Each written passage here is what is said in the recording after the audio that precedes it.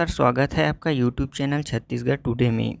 आज है 11 मई 2021, दिन मंगलवार, और आज के छत्तीसगढ़ करंट अफेयर प्रश्नों को हल करेंगे।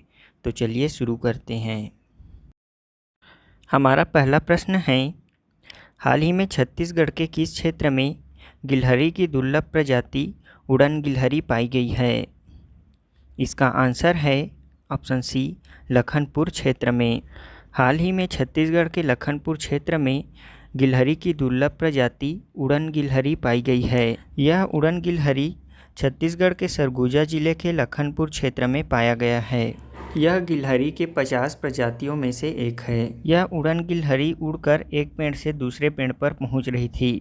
आम तोड़ने वाले जाल में ही ग्रामीणों ने उसे पकड़ लिया और वन विभाग को इसकी सूचना दी गई। सूचना पर लखनपुर रेंजर के अधिकारियों से चर्चा पश्चात पैरों में चोट लगने की आहत हुए गिलहरी को उपचार के लिए अंबिकापुर लाया गया था, जहां उपचार के दौरान उसकी मौत हो गई। हमारा अगला प्रश्न है, प्रधानमंत्री गरीब कल्याण अन्न योजना के तहत छत्तीसगढ़ में मुफ्त अनाज का वितरण किया जा रहा है। इस योजना की शुरुआत कब की गई थी? इसका आंसर है ऑप्शन बी, 26 मार्च 2020 को। केंद्र सरकार द्वारा कोरोना महामारी के समय गरीबों को ध्यान में रखते हुए प्रधानमंत्री गरीब कल्याण अन्न योजना 26 मार्च 2020 को प्रारंभ किया गया था, जिसके तहत देश के लोगों को विभिन्न प्रकार की सुविधाएं प्रदान की गई है। इस प्रधानमंत्री गरीब कल्याण अन्न योजना के तहत मई और जून की अवधि के दौरान लगभग 80 करोड़ पीडीएस लाभार्थियों को प्रति माह 5 किलोग्राम मुफ्त अनाज प्रति व्यक्ति वितरित किए जाने की कार्य योजना को मंजूरी दी गई है। कोविड की दूसरी लहर के मद्देनजर खाद्य मंत्रालय ने इस योजना को 1 मई 2021 से 2 महीने के लिए फिर से लागू किया है। प्रधानमंत्री गरीब कल्याण अन्न योजना के तहत अतिरिक्त खाद्यान्न के आवंटन के लिए यह 2 महीने की अवधि मई से जून 2021 तक का होगा। इसमें कहा गया है कि इस योजना के तहत राष्ट्रीय खाद्य सुरक्षा अधिनियम के तहत आने वाले 80 करोड़ लाभार्थियों को प्रति माह प्रति व्यक्ति 5 किलोग्राम अनाज मुफ्त दिया जाएगा। यहाँ आपको बता दें कि प्रधानमंत्री गरीब कल्याण अन्न योजना 26 मार्च 2020 को शुरू हुआ था, जबकि प्रधानमंत्री गरीब कल्याण योजना 2016 में शुरू हुआ था। हमारा अगला प्रश्न है, छत्तीसगढ़ सरकार द्वारा प्रारंभ किए गए किस अभियान के तहत आंगनबाड़ी केंद्रों में पढ़ने वाले बच्चों के बौद्धिक क्षमता विकास व बच्चों को शिक्षा से जोड़ने के लिए आंगनबाड़ी कार्यकर्ताओं द्वारा डिजिटल मोड पर ऑडियो वीडियो सामग्री उपलब्ध करवाई जा रही है? इसका आंसर है ऑप्शन डी, सजग अभियान। छत्तीसगढ़ में राज्य सरकार द्वारा आंगनबाड़ी केंद्रों में पढ़ने वाले बच्चों के बौद्धिक क्षमता विकास और विभिन्न गतिविधियों में शामिल करने के लिए सजग अभियान शुरू किया गया है। इस अभियान के तहत कोरोना संक्रमण के दौरान लॉकडाउन व कंटेनमेंट अवधि में बच्चों को शिक्षा से जोड़ने के लिए आंगनबाड़ी कार्यकर्ता गृह भेंट के माध्यम से अपने महत्वपूर्ण दायित्वों का निर्वहन कर रही हैं। महिला एवं बाल विकास संचालनालय द्वारा सजग अभियान के माध्यम से बच्चों के मानसिक विकास के लिए डिजिटल मोड पर ऑडियो वीडियो सामग्री उपलब्ध करवाई जा रही हैं। उपलब्ध वीडियो ऑडियो बच्चों के मानसिक विकास को ध्यान में रखकर बनाया गया है। यह वीडियो ऑडियो बच्चों के लिए आकर्षक एवं ज्ञानवर्धक है। हमारा अगला प्रश्न है, हाल ही में डीआरडीओ द्वारा विकसित कोरोना रोधी दवा को drugs controller general of India ने मंजूरी दे दी है। इस दवा का क्या नाम है? इसका आंसर है ऑप्शन ए, 2DG। डीआरडीओ द्वारा विकसित कोरोना रोधी दवा 2DG को drugs controller general of India ने मंजूरी दे दी है। डीआरडीओ की इस नई कोरोना रोधी दवा का इस्तेमाल आपात स्थिति में कोरोना संक्रमित मरीजों पर किया जाएगा। Drugs controller general of India ने डीआरडीओ की 2-डीऑक्सी डी ग्लूकोज यानी कि 2DG नाम से विकसित इस दवा को मंजूरी दे दी है। इस दवा से कोरोना संक्रमित मरीजों में ऑक्सीजन की कमी की चुनौती को काफ़ी हद तक कम किया जा सकता है। डीआरडीओ की research lab institute of nuclear and applied sciences में डॉक्टर रेड्डीज लेबोरेटरी हैदराबाद के सहयोग से विकसित इस दवा का क्लिनिकल ट्रायल सफल रहा। ट्रायल के दौरान दवा लेने वाले लोग बड़ी संख्या में RT-PCR टेस्ट में नेगेटिव पाए गए। डीआरडीओ यानी कि भारतीय रक्षा अनुसंधान एवं विकास संगठन भारत की रक्षा शक्ति में संबंधित रिसर्च करती है, साथ ही देश के रक्षा तंत्र को भी मजबूत करती है।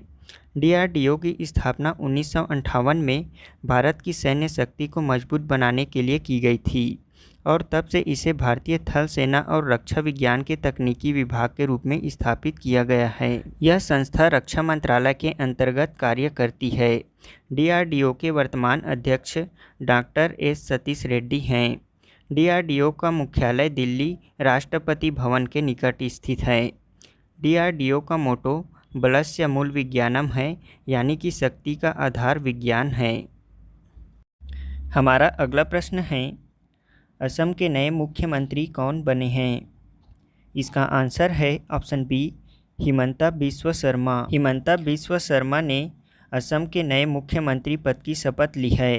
वे असम के 15वें मुख्यमंत्री बने हैं। राज्यपाल जगदीश मुखी ने हिमंत बिस्वा शर्मा के साथ ही 13 विधायकों को मंत्री पद की शपथ दिलाई। आपको बता दें कि असम की 126 सदस्यीय विधानसभा में सत्तारूढ़ गठबंधन को 75 सीटें मिली हैं। वहीं भाजपा को 60 सीटें मिली हैं, जबकि उसके गठबंधन साझेदार असम गण परिषद AGP व United People's Party Liberal UPPL को भी क्रमशः 9 और 6 सीटें मिली हैं। 2016 में बिस्वा शर्मा ने कांग्रेस का हाथ छोड़कर BJP का कमल थामा था। उस वक्त भी उन्हें मुख्यमंत्री पद के दावेदार के रूप में देखा जा रहा था, लेकिन 2016 में जीत का परचम फहराने के बाद BJP ने सोनोवाल को मुख्यमंत्री बनाया था। अब स्थितियां काफ़ी बदल चुकी हैं।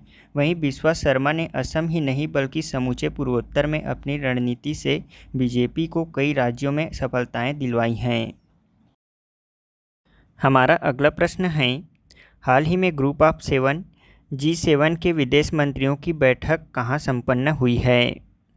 इसका आंसर है ऑप्शन डी, लंदन, ब्रिटेन में। हाल ही में ग्रुप ऑफ 7 G7 के विदेश मंत्रियों की बैठक लंदन, ब्रिटेन में संपन्न हुई है। इस सम्मेलन में ऑस्ट्रेलिया, भारत, दक्षिण कोरिया, दक्षिण अफ्रीका और दक्षिण एशियाई क्षेत्रीय सहयोग संगठन के वर्तमान अध्यक्ष शामिल थे। ऑस्ट्रेलिया, भारत, दक्षिण कोरिया और दक्षिण अफ्रीका जून में आयोजित होने वाले 47वें G शिखर सम्मेलन 2021 में भी शामिल होंगे। यह 47वां G7 शिखर सम्मेलन यूनाइटेड किंगडम की मेज़बानी में आयोजित किया जाएगा। आपको बता दें कि G7 की स्थापना सन 1975 में हुआ था। यह एक अंतर सरकारी संगठन है। वैश्विक आर्थिक व्यवस्था, अंतर्राष्ट्रीय सुरक्षा और ऊर्जा नीति जैसे साझा हित के मुद्दों पर चर्चा करने हेतु इस समूह की बैठक वार्षिक रूप में संपन्न होती है। G7 का कोई निर्धारित संविधान या मुख्यालय नहीं है।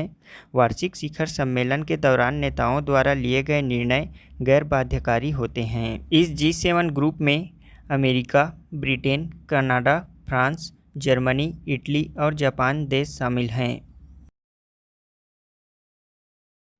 हमारा पहला प्रश्न है, सस्टेनेबल डेवलपमेंट गोल की रिपोर्ट के अनुसार छत्तीसगढ़ में 1ली से 10वीं तक की पढ़ाई करने वालों में कितने फीसदी बच्चे पंजीकृत हैं?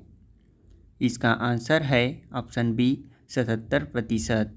हमारा अगला प्रश्न है, हाल ही में छत्तीसगढ़ सरकार के निर्णय के अनुसार राजीव गांधी किसान न्याय योजना के तहत प्रोत्साहन राशि की पहली किस्त 21 मई को प्रदान की जाएगी।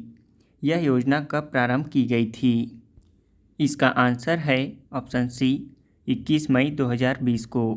हमारा अगला प्रश्न है, छत्तीसगढ़ के खेल और खिलाड़ियों को डिजिटल बनाने के उद्देश्य से प्रदेश का पहला मोबाइल स्पोर्ट्स एप्लीकेशन बनाया गया है।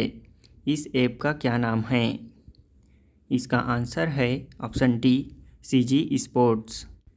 हमारा अगला प्रश्न है, लॉरियस स्पोर्ट्स अवार्ड 2021 में Laureus world sportsman of the year award 2021 किसने जीता है?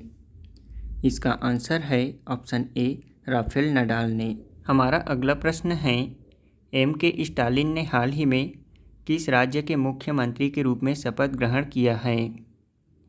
इसका आंसर है ऑप्शन सी, तमिलनाडु राज्य। हमारा अगला प्रश्न है, विश्व रेड क्रॉस दिवस कब मनाया जाता है? इसका आंसर है ऑप्शन सी, 8 मई को।